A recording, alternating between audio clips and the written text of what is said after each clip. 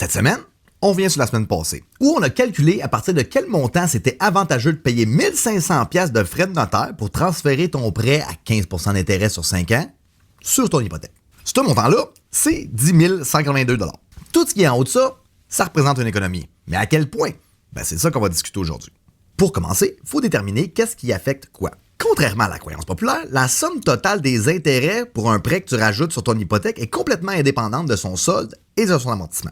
En langage clair, ça veut dire que ça coûte le même montant d'intérêt si tu as une hypothèque de 10 000 $ amortie sur 5 ans à 5 % d'intérêt qu'une hypothèque de 250 000 à 5 % sur 25 ans à laquelle tu rajouterais 10 000 $ mais que tu comptes les intérêts juste sur les 5 premières années. Donc, si tu repayes le 10 000 $ à l'intérieur de 5 ans, que tu le fasses par petits bouts, par grosse chunk ou tout d'un coup à la fin du 5 ans, une fois qu'il est repayé, le 10 000 $ n'a plus aucune incidence sur le restant de ton prêt. Oui, tu vas chambouler ton amortissement, mais ça, c'est quelque chose qu'on peut arranger à ton renouvellement. Fait que l'hypothèque initiale soit de 250 000 ou de 500 000, ça change rien. Que l'amortissement soit de 15 ans ou 25 ans, ça change rien non plus, en assumant que tu repayes le 10 000. Sachant ça, on peut calculer l'économie de paiement en fonction de la différence de taux d'intérêt. On le fait. Pour un prêt de 10 000 $ à 15 % sur 5 ans, ça te fait des paiements de 237,90 $ par mois. Ça va te coûter sur 60 mois un total de 14 273,96 $. Si tu le mets sur ton hypothèque à 5 % puis tu te fais des mensualités pour le repayer en 5 ans, ça va te coûter 213,90 $ par mois. Ça représente une économie sur 60 mois de 1439,96 $. Ça concorde. On avait convenu un petit peu plus tôt que ça prenait un petit peu au-dessus de 10 000 $ pour couvrir les frais de notaire dans le cas où tu transférerais ton hypothèque. Mais comme je vous dis, habituellement, les banques donnent des remises. Fait qu'il y en a peu ou pas des frais de notaire. S'il n'y en a pas de frais de notaire, sur un prêt de 10 000 $, tu économises 1440 $. Pour un prêt de 5 000 $, 720,19 $ sur 5 ans. 12 $ par mois pendant 60 mois à tous les mois que tu mets à la poubelle si tu fais pas le move.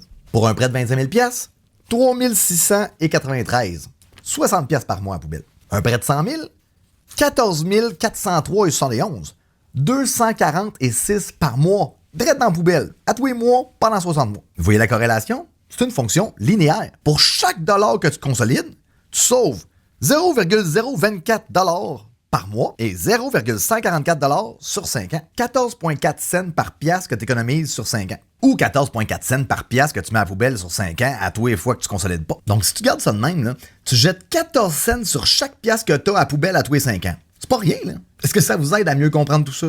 Je sais que c'est lourd, mais les chiffres parlent. Ça, c'est pour un prêt à 15 %. Si les intérêts sont plus hauts, comme sur les cartes de crédit, l'économie est plus grande. Si les intérêts sont plus bas, l'économie est plus petite. C'est aussi simple que ça. Par contre, moi, quand les gens m'appellent pour renouveler leur hypothèque, puis je sors le bureau de crédit, puis je vois genre plein de dettes à 10, 15, 20 %, ils me disent non, je veux juste renouveler, j'ai pas le goût de consolider mes dettes. Je fais genre. OK, comment je t'expliquerais bien ça?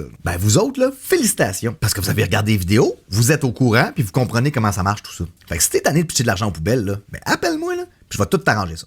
Sur ce, merci beaucoup. On se voit la semaine prochaine, puis j'ai hâte de faire affaire avec toi.